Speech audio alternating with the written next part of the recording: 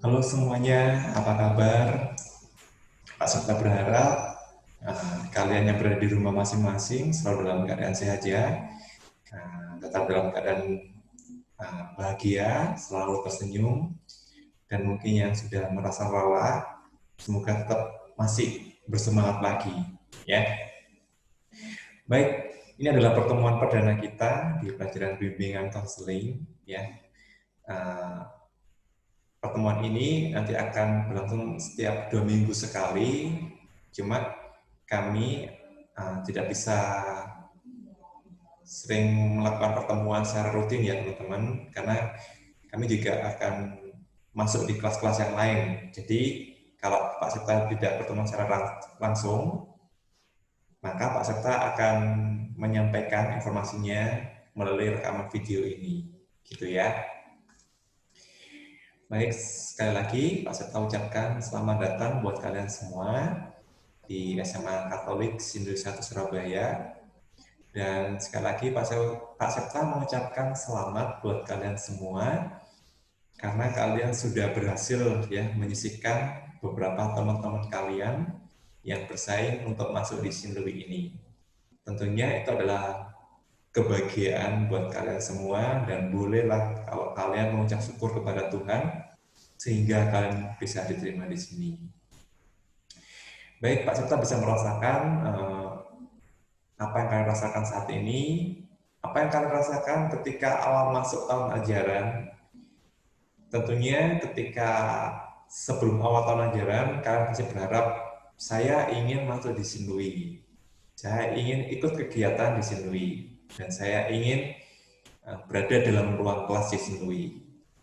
Tetapi karena situasi pandemi ini membuat kita belum kesampaian untuk hal seperti itu. Jadi yang bisa kita lakukan adalah kita akan melakukan pertemuan ini secara virtual. Ya. Begitu ya teman-teman. Nah, di sini nanti pertemuan perdana ini Pak Serta akan menyampaikan beberapa informasi ya, pengenalan tentang BK itu sendiri seperti apa dan bagaimana proses pendampingannya. Nanti akan Pak Serta informasikan. Jadi Pak Serta berharap kalian bisa mengikuti meskipun hanya dalam bentuk rekaman video ini dari awal sampai akhir nantinya. Baik, akan Pak Serta sampaikan, akan saya share screen materinya untuk siang hari ini.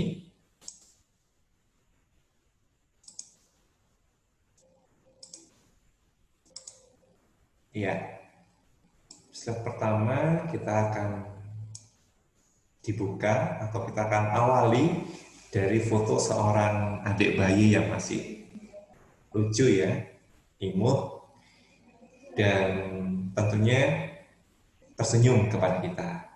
Nah, Pak Serta berharap dengan menampilkan foto ini bisa menular kepada kalian semua. Mungkin kalian yang tadi ikuti pembelajarannya capek, lelah, atau jenuh, ya peserta berharap setelah melihat foto wajah bayi ini terpantul ya, seperti kita melihat cermin, kita terpantul wajah senyuman dari adik bayi ini kepada kalian semua, gitu ya. Jadi yang mungkin sekarang masih merengut, mungkin yang sekarang masih bad mood ya, coba lihat foto adik bayi ini ya. Semoga ketika foto adik bayi ini tersenyum bisa menular kepada kalian, begitu. Karena dengan kita tersenyum itu nanti akan membuat mood kita jadi lebih baik, membuat kita jadi lebih semangat lagi, gitu ya. Baik, berikutnya slide-nya adalah ucapan selamat datang untuk kalian semua yang sudah diterima di SMA Katolik Sindu 1 Surabaya. Selamat datang di kelas 10 tahun pelajaran 2020-2021. Ya. Baik, di samping kiri ini adalah logo Sinlui sekolah kita yang tercinta ini. Tentunya kalian sudah pada tahu semua, ya kan? Ini adalah logo kita SMA Katolik Sindu 1 Surabaya, ya. Kemudian berikutnya sebelah kanan ini adalah logo Guidance and Counseling Sinlui 1, ya. Ini adalah logo BK kita. Logo BK kita. Jadi kalau kalian ingin tahu banyak informasi dari BK, kita ada Instagramnya, ya bisa kalian follow dan bisa kalian cek di Instagramnya di BK Sinlui, ya silakan kalian cek lagi nanti. Nanti akan ada informasi yang bisa kita sampaikan dari BKRI sendiri, akan kita publish di Instagram tersebut. Begitu ya. Baik teman-teman, pengenalan di awal ya, kita akan mengenal lebih lanjut tentang apa itu konselor ya. Jadi begini, kalau dari kami guru BK itu adalah bimbingan konseling ya. Kami disebut sebagai seorang konselor ya, kita sebut adalah konselor. Nah, kemudian sedangkan kalian yang akan curhat atau yang mengalami kesulitan atau yang ingin sharing itu disebut dengan konseling atau kliennya ya. Jadi kami guru BK ini adalah konselornya, sedangkan siswanya adalah konselingnya ya. Jadi ini gambaran di awal tersebut. Nah, lalu apa itu konselor? Konselor itu adalah sahabat atau teman untuk curhat. Nah, curhatnya tentang apa? Curhatnya tentang segala hal yang kamu pikirkan, yang kamu rasakan, kamu alami baik berhubungan dengan dirimu sendiri, sekolah, guru, teman, pelajaran, keluarga, atau rencana studi lanjut, dan sebagainya. Ini adalah pengertian konselor itu sendiri.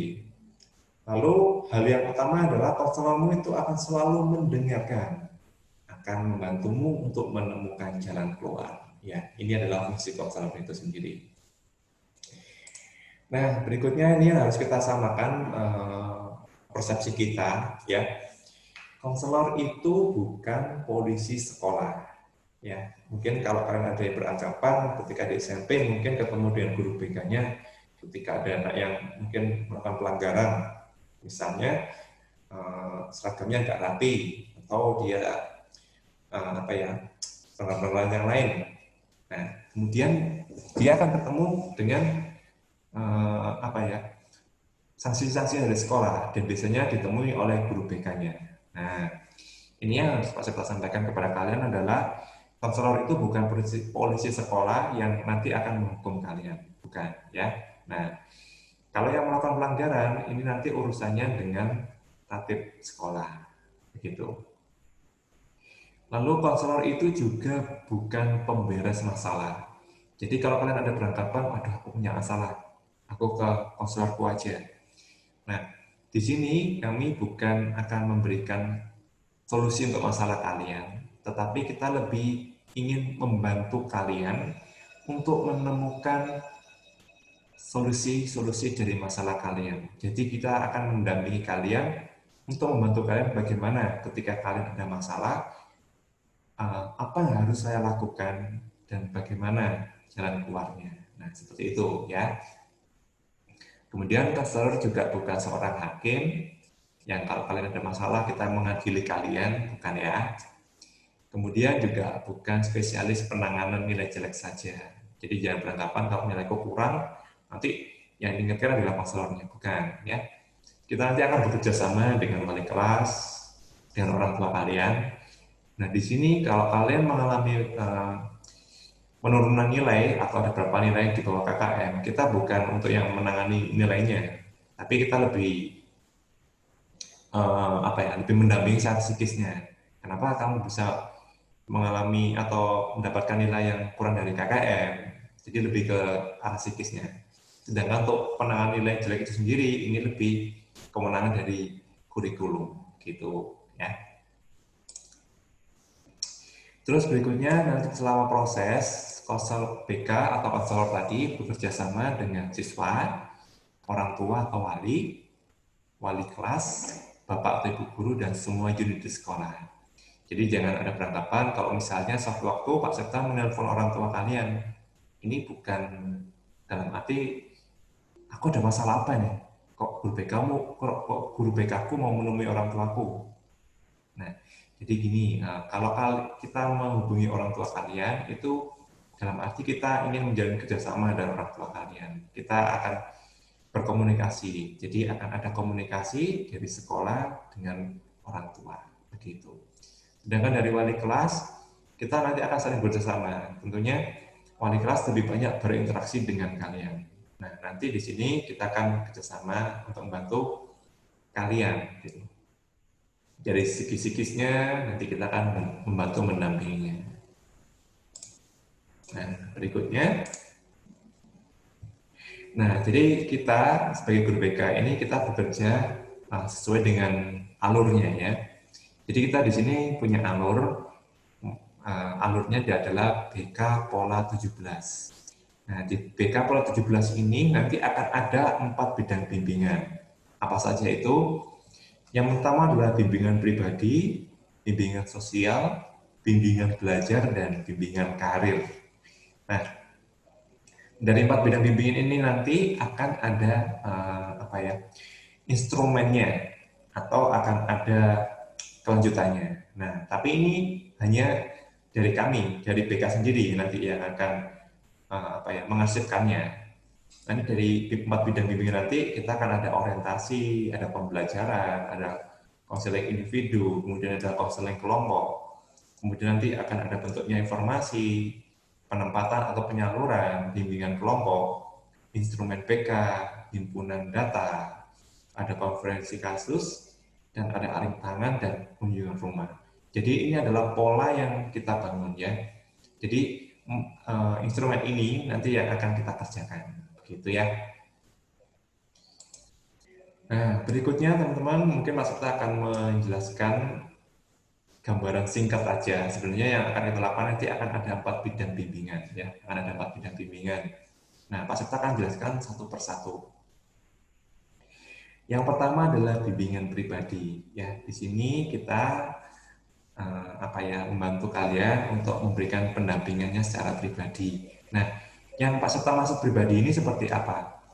Jadi gini, kita tentunya selama proses kehidupan, selama proses pembelajaran juga, kita pasti ingin lebih mengenal diri kita ini seperti apa.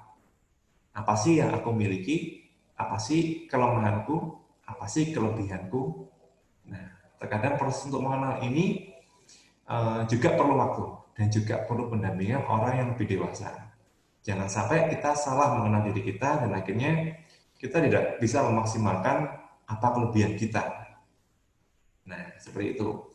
Dan misalnya kalau kita ingin mengenal diri kita secara karakter, kira-kira saya ini karakternya seperti apa? Apakah saya orangnya yang bersemangat, ataukah saya orangnya yang lebih mudah menyerah, atau saya orang yang mudah bosanan? Nah, di sini kita akan belajar untuk mengenali diri kita. Ketika kita mengenal diri kita, itu nanti akan membantu kita untuk proses menumbuh kembangkan kita untuk menjadi pribadi yang lebih baik gitu. Jadi perlunya mendampingan konselor adalah seperti ini ya. Nanti kita akan ada konseling seperti ini. Dan konselingnya boleh kalau kalian mau konseling dengan Pak Septa, nanti silakan bisa chat Pak Septa melalui WA atau melalui line. Pak Septa akan menyediakan waktu untuk kalian kalau yang ingin curhat secara pribadi, begitu ya.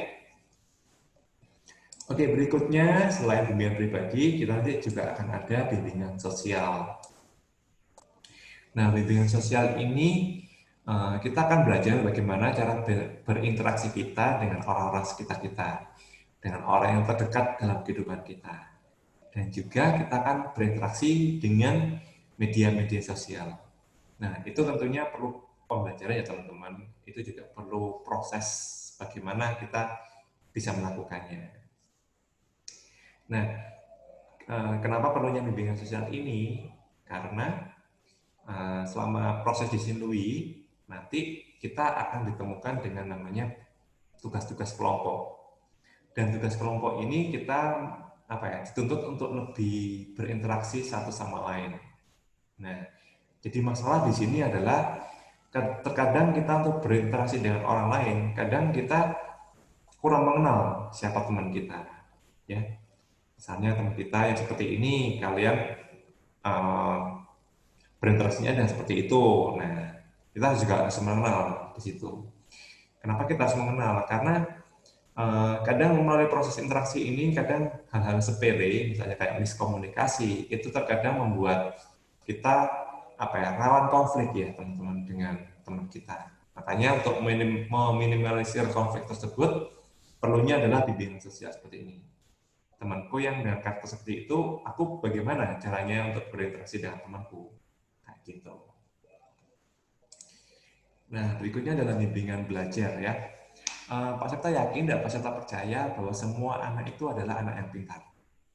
Ya, semua anak memiliki kelebihan di bidangnya masing-masing. Ya, yang jadi permasalahan adalah ketika dengan bidang-bidang tersebut, apakah kita atau anak bisa mengembangkan atau memaksimalkan potensinya. Ya. Dalam proses belajar di sekolah pun, kira-kira sebenarnya saya mampu nih di pelajaran ini. Tapi kira-kira apa yang membuat saya tidak bisa mengembangkan kemampuan saya? Nah, ini adalah perlu penggalian ya, perlu pengenalan diri kita. Kira-kira saya perlu saya perlu menggunakan gaya belajar yang seperti apa? Misalnya ada yang saya belajar Pak dengan membaca sambil dengerin musik. Ya nggak apa-apa, setiap orang punya gaya belajarnya masing-masing. Ya, kalau kita sudah mengenal gaya belajar kita, maka semakin memudahkan kita untuk menangkap informasi dan bisa memaksimalkan apa potensi-potensi kita, kayak gitu. Ya makanya perlunya bimbingan belajar adalah kita akan berusaha untuk membantu kalian, untuk mendampingi kalian, apa sih gaya belajar yang tepat buat saya, seperti itu.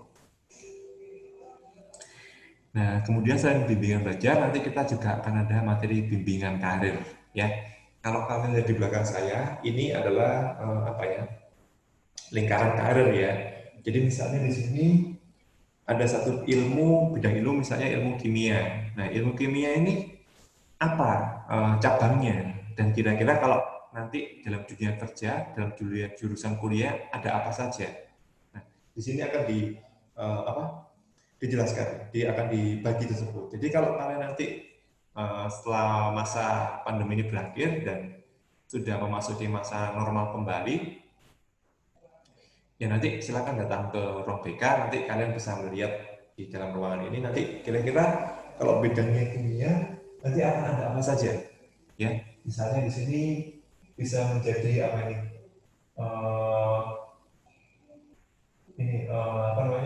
operator pabrik kimia, kemudian food tech, ada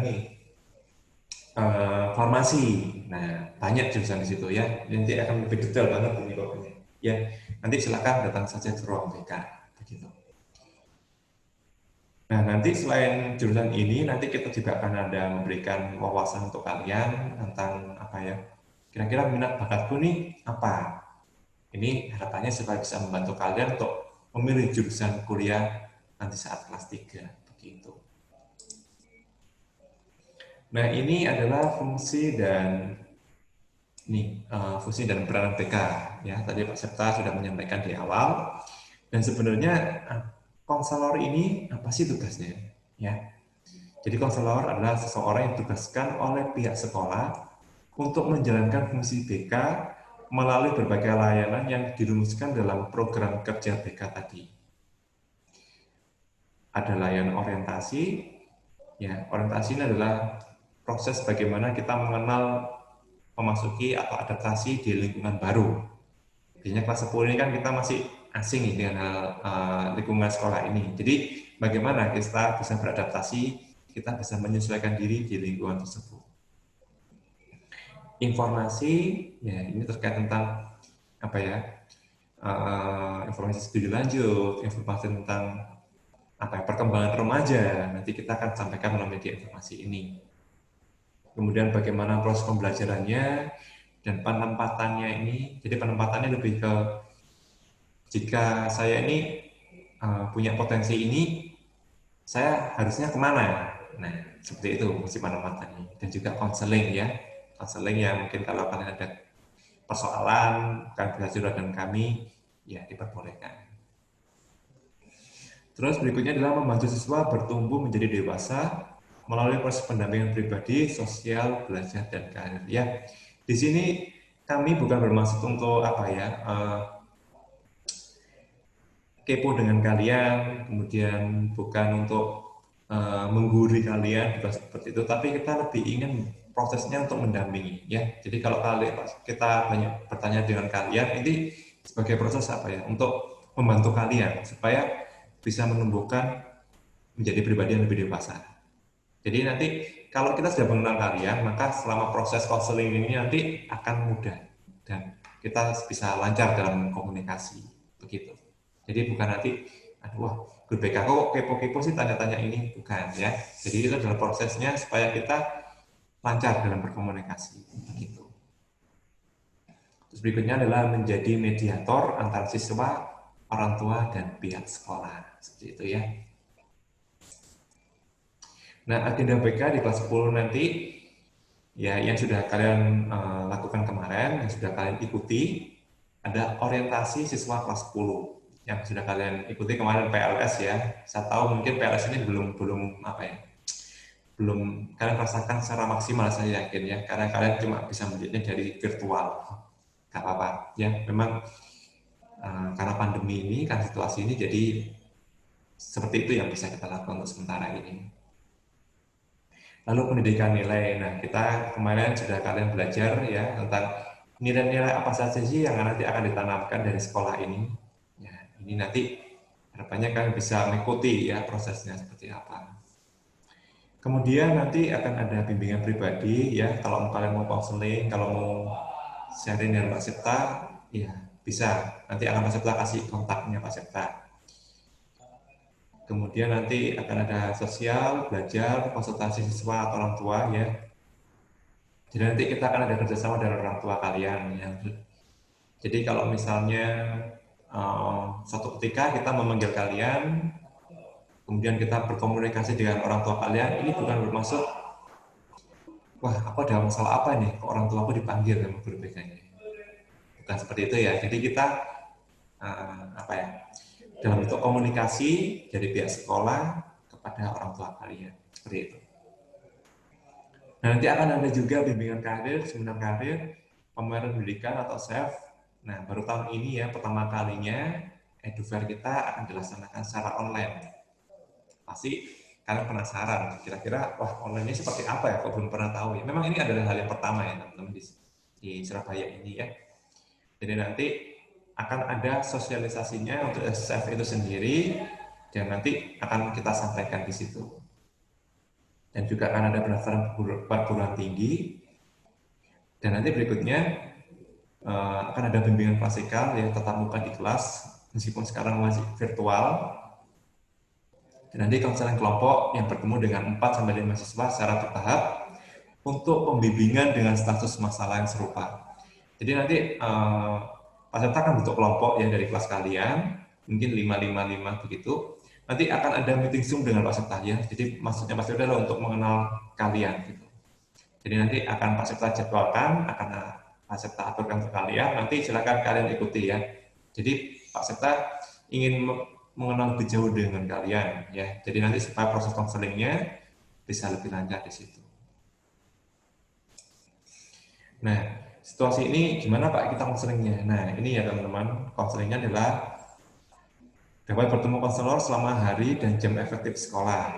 Ya, selama pandemi ini bisa konselingnya dari jam 12 sampai jam 2 siang. Ya, nanti silakan kita karena atur janjian dengan Mas Septa nanti kapan bisanya bisa konseling. Entah itu nanti pakai meeting Zoom atau mungkin video call atau mungkin pakai line atau WA bisa, gitu ya.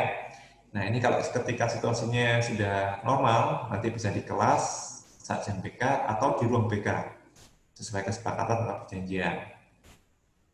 Nah nanti selain kalau situasi sudah normal, di situasi pandemi ini nanti kita bisa melalui komunikasi seperti WA, meeting Zoom, Line, dan lain-lainnya. Nah di lingkungan sekolah ketika sudah normal kembali, bisa di kantin ya, kita sambil makan juga boleh, dan juga di taman sekolah. Bagi yang suka membaca juga bisa di perpustakaan, yang pasti sesuai dengan kesepakatan dari awal ya. Kita janjian dulu. Kemudian ini ya catatan tarif masa PJJ ini, pembelajaran jarak jauh ini, siswa-siswi boleh menghubungi guru BK di luar jam pelajaran sekolah. Jadi selain jam pelajaran sekolah, boleh kalian kalau mau ngechat, mau menghubungi Pak Septa, diperbolehkan. Nah, ini Pak Septa akan mengenalkan secara singkat ya siapa saja guru BK kita yang ada di Sinlui. Ya, yang pertama adalah ini Pak Setio. Pak Setio ini adalah koordinator BK kita dan beliau ini adalah alumni Sinlui juga. Ya, beliau mengajar di kelas 10 dan kelas 11. Kemudian berikutnya ada dengan Bu Prisil ya. Beliau sebagai koordinator studi lanjut ya. Jadi nanti kelas 12 ketika yang berurusan dengan perguruan tinggi nanti akan bertemu dengan Bu Prisil. Kemudian berikutnya adalah saya sendiri Pak Septa ya. Pak Septa ngajar di kelas 10 dan kelas 11. Selain guru BK, Pak Septa juga jadi koordinator TV sekolah. Jadi kalau kalian yang ikuti live streaming dari YouTube, ya itu adalah bagian dari tugasnya Pak Septa. Kemudian berikutnya adalah dengan Pak Ebet, ya Pak Ebet ini adalah guru BK kelas 11 dan kelas 12. Beliau juga koordinator dari SSV dan juga koordinator KSK. Kemudian berikutnya dengan Bu Mercy, ya Bu Mercy ini guru BK di kelas 10 ya. Selain jadi guru BK, beliau juga sebagai pembina Departemen Sosro ya. Mungkin kalian sudah mendaftar Sosro pasti sudah mengenal ya Bu Mercy. Kemudian berikutnya adalah Bu Cynthia. Bu Cynthia ini mengajar di kelas 11 dan juga kelas 12. Ya, beliau juga mendapatkan tugas sebagai pendamping profesiat. Nah, ini ekstra untuk yang kelas 12 profesiat tersebut. Beliau juga alumni Sinlui juga, ya. Kemudian berikutnya adalah Bu Gita. Bu Gita adalah alumni Sinlui juga. Beliau mengajar di kelas 10. Begitu. Nah, kemudian berikutnya siapa saja guru BK yang di kelas 10 ya. Untuk kelas 10 MIPA 1 sampai MIPA 5 nanti dengan Bu Mercy. Kemudian untuk kelas 10 MIPA 6 sampai 10 dengan Bu Gita. Kemudian untuk kelas 10 IPS 1 dengan Pak Sotio. Kemudian untuk kelas 10 IPS 2 dan 3 nanti dengan saya sendiri Pak Septa. Begitu ya. Nah, mungkin yang mungkin yang belum kenal Pak Septa siapa ya. Jadi Pak Septa memperkenalkan secara singkat ya profilnya dari Pak Septa sendiri ya.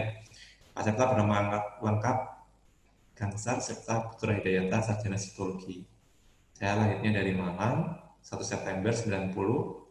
Saya sebagai guru BK dan ini adalah kontak WA saya dan kontak line saya. Dan kalau kalian juga mau chatting via Instagram, saya juga ada Instagramnya ya. Jadi saya juga tidak akan kalah dengan yang muda. Baik, saya lulusan dari S1 Psikologi Universitas Negeri Malang.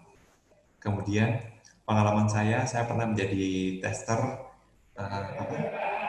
psikologi di Biro Psikologi Universitas Negeri Malang. Kemudian saya juga pernah menjadi guru BK SMA Katolik Banyuwangi. Kemudian saya juga punya pengalaman sebagai penyiar radio di Radio Mandala Banyuwangi. Dan saya juga pernah punya pengalaman sebagai guru BK SMA Katolik Santo Albertus Malang atau SMA Dempo Malang. Ya. Itu profil saya ya. Berikutnya adalah form keterangan data diri ya. Ini sebagai data dari kami secara rahasia ya. Pak Septa ingin mengenal kalian, kami dari BK ingin mengenal kalian secara pribadi juga. Kita ingin mengenal kalian berasalnya dari mana, apa hobi kalian, apa minat kalian. Nah, ini supaya membantu proses konseling kita ya. Jadi Pak Septa berharap setelah menonton video ini silakan kalian isi form keterangan data diri ini ya. Nanti dikumpulkan selesai jam pelajaran keempat ya. Pokoknya setelah ngisi langsung dikumpulkan di Google Classroom yang serta sudah share. Kemudian setelah mengisi keterangan data diri ya, nanti kita juga membagikan form refleksi pribadi ya. Kita ingin mengetahui ya apa saja yang kalian alami selama masa pandemi ini, selama situasi ini apa saja yang sudah kalian rasakan ya. Form refleksi ini kita belajar untuk berevaluasi ya. Kita ingin menjadi pribadi yang lebih baik, kita juga harus melihat dari pengalaman sebelumnya. Nah, pengalaman sebelumnya harus kita evaluasi, kira-kira apa yang sudah baik kita lakukan dan apa yang kurang baik sudah kita lakukan. Sehingga ke depannya nanti kita akan bisa tahu apa hal yang baik buat kita dan apa hal yang kurang baik untuk kita. Begitu. Nah, di video ini Pak Supta akan tutup dengan slide dari Mary Riana, ya. Quotes-nya cukup bagus, sangat bagus malahan ya. Jadi akan Pak Supta bacakan. Seperti apa kita dilahirkan adalah takdir. Seperti apa kita bertumbuh adalah proses. Seperti apa kita di hari tua adalah keputusan. Ya. Jadi selama sekolah ini, selama di Sinlui ini, itu adalah prosesnya buat kalian. Dan ketika saat di hari tua, itu adalah keputusan yang akan kalian ambil saat ini. Jadi, jika kalian ingin menjadi lebih baik, silakan ikuti prosesnya dan lakukan mana yang terbaik untuk kalian supaya mendapatkan hari tua yang lebih baik. Begitu. Oke. Baik. Itu yang Pak Sipto sampaikan ya. Jadi bisa dikerjakan setelah video ini. Yang tugas-tugas yang tadi, yang form keterangan data diri dan juga form refleksi pribadi. Ya. Baik, terima kasih atas perhatiannya. Semoga apa yang sudah saya sampaikan ini semoga bisa memberikan informasi untuk kalian dan semoga Pak Septa berharap kalian akan menjadi pribadi yang dewasa, akan menjadi pribadi yang lebih baik lagi. Baik, terima kasih atas perhatiannya. Selamat siang dan Tuhan memberkati untuk kalian semua.